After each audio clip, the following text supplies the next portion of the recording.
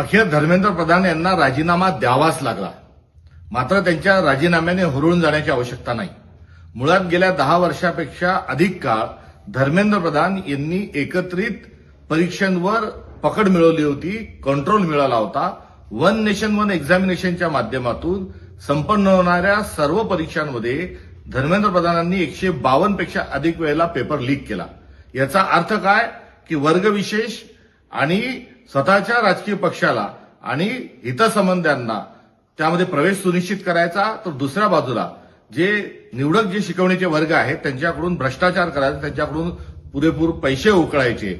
एकंदरीत नीट्सच्या एक्झामिनसाठी पालक जेवढा खर्च करतो तो भारत सरकारच्या 5 विभागांनी एवढं मोठं बजेट या संपूर्ण नीट एक्झामिनेशनचं असतं. यातला भ्रष्टाचाराचा मोठा पैसा एकीकडे धर्मेंद्र प्रधानांना मिळाला, तर स्वतःच्या जवळचे विचारांचे आणि वर्गविशेषची मुलं त्यामध्ये त्यांनी प्रवेश मिळवून दिलेला आहे. त्यामुळे हे रॅकेट या वर्षीच्या 71व्या वेळा नीटचा पेपर फुटल्या एवढं हे प्रकरण नाही. याची पाळंमुळं फार खालपर्यंत गेलेली आहेत. या सर्वांचा शोध लागेपर्यंत तुम्हाला आपल्याला समाधान व्यक्त करता येणार नाही. त्यामुळे धर्मेंद्र प्रधान हे तात्काळ जेलच्या आड गेले पाहिजे.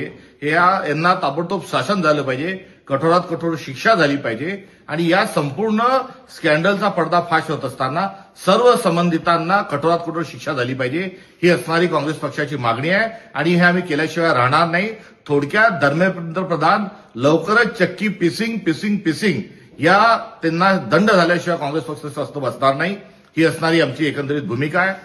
या राजीनाम्याने आम्ही आमचं आंदोलन कुठेही थांबवलेलं नाही. आमचा आजचा कॅन्डल मार्च होईल. यासोबतच पुढे देखील आंदोलन सुरू राहील. कारण संसदेमध्ये मेरिटवर चर्चा झाली पाहिजे आणि जे काही मुद्दे विरोधक मांडणार आहेत, राहुल गांधी मांडणार आहेत, या सर्वांवर जबाबदारीनं त्या ठिकाणी उत्तर आलं पाहिजे. ही आमची मागणी आम्ही तशीच लावून धरलेली आहे.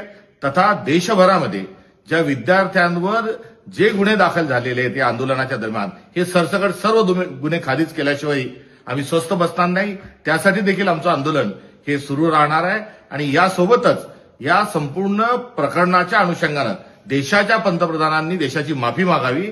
या आमच्या राहिलेल्या ज्या 3 मागण्या आहेत, या 3 मागण्यांकरता आमचं हे आंदोलन यापुढे असे